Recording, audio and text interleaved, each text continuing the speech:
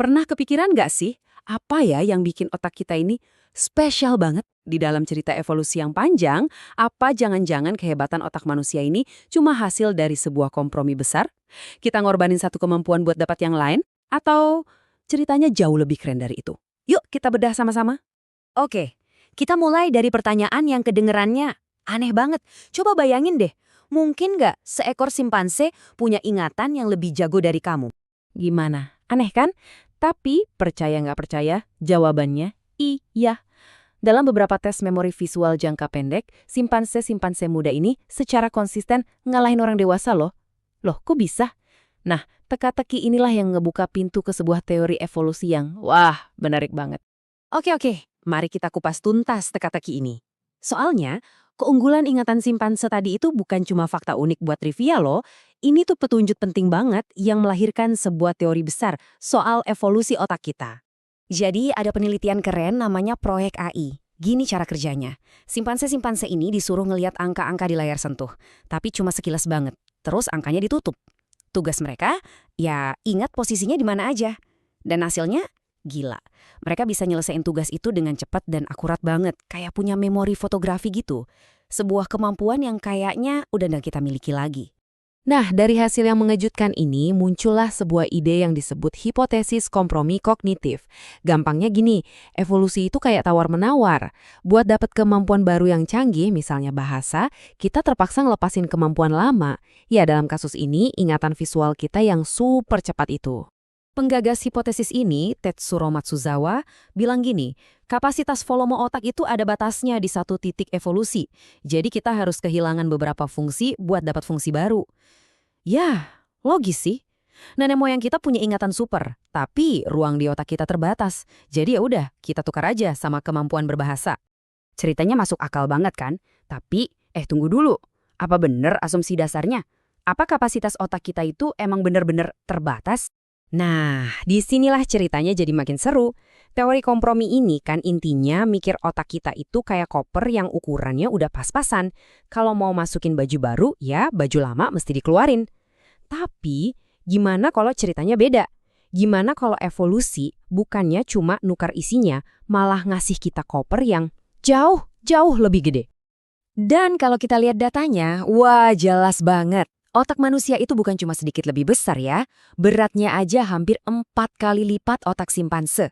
Jumlah neuron kita lebih dari 2 kali lipat. Dan yang paling gila, otak kita ini boros energi banget. Nyedot hampir 1/4 kalori tubuh kita cuma buat mikir pas lagi santai. Bener-bener monster energi. Jadi, coba deh kita pikirin lagi. Kalau otak kita 3-4 kali lebih besar, argumen soal kapasitas terbatas tadi masih nyambung nggak? Kayaknya udah bukan soal tukar-tukaran lagi deh. Ini tuh cerita soal ekspansi. Ekspansi besar-besaran. Oke, pertanyaan berikutnya, jadi gimana caranya? Apa sih rahasia biologis di balik ledakan pertumbuhan otak yang luar biasa ini? Jawabannya ternyata datang dari teknologi yang super canggih, organoid otak. Jadi, para ilmuwan ini secara harfiah menumbuhkan otak-otak mini di cawan Petri dari sel punca manusia dan kera buat ngintip rahasia pertumbuhan otak dari awal banget. Coba bayangin proses pembuatan neuron ini kayak pabrik. Ada 2 tahap. Pertama, sel-sel induk yang namanya sel progenitor, bentuknya kayak silinder, ini sibuk banget membelah diri buat nambah jumlah pekerja.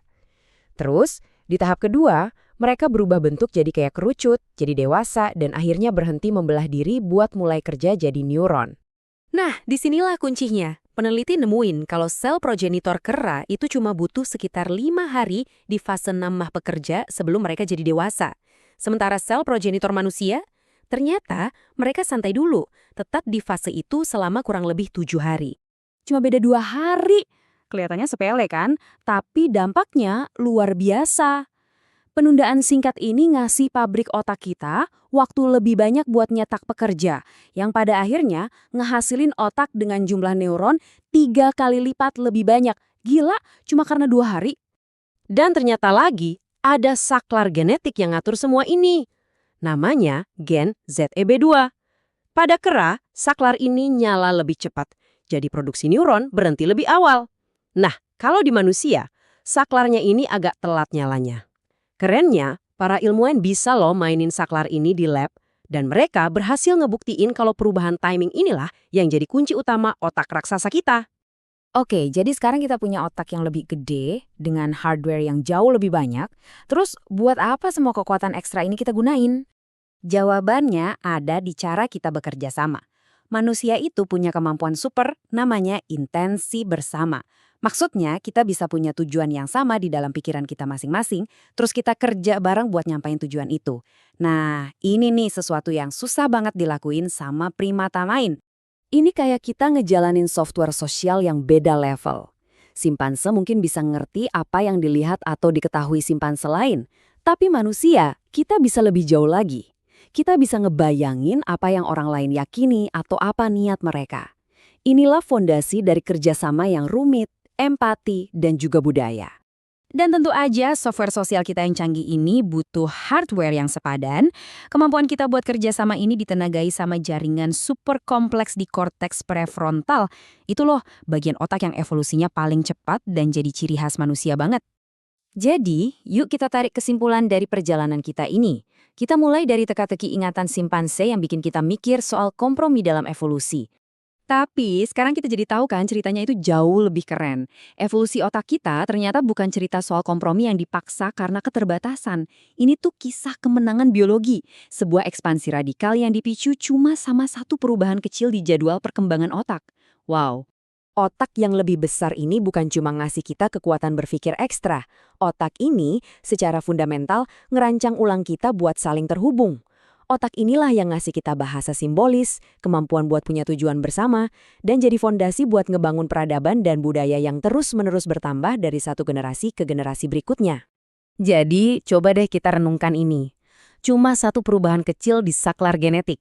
Penundaan 2 hari dalam perkembangan sel udah ngubah segalanya dan melahirkan spesies kita. Ini mau nggak mau bikin kita bertanya, kira-kira perubahan kecil apa ya yang lagi terjadi hari ini, yang mungkin banget bakal nentuin masa depan evolusi selanjutnya?